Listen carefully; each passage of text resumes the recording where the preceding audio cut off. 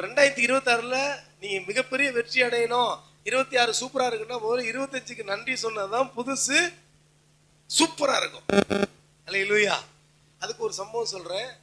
தாவீது கோலியாத் நிறைய முறை பேசின சம்பவம் தான், எல்லா பாஸ்டரும் பேசுற சம்பவமும் அதுதான். என்னது?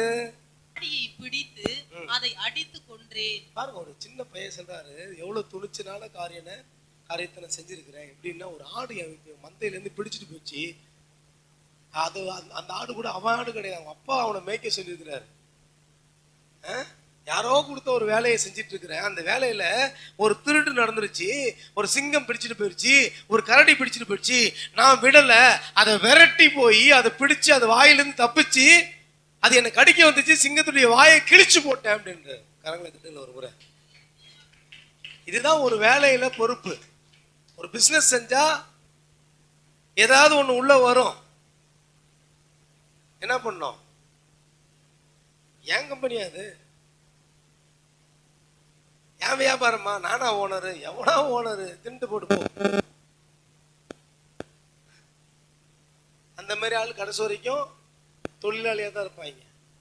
ஒரு எஜமானா, ஒரு பெரிய பிசினஸ் மேனா வரணும் அப்படின்னு கேட்டா, எந்த தொழில் யார் ஒரு பொறுப்பை கொடுத்துருக்காங்களோ அந்த பொறுப்புக்கு பாத்திரவானாய் நடந்து கொண்டு அதுக்காக தான் உயிரை கூட வச்சு பணைய வச்சு அந்த பொருளை காப்பாற்றணும். தாவீது அதான் செஞ்சார். அல்லேலூயா. ஒரு சேர்ச் வச்சிருக்கீங்கன்னா இது ஏன் சபை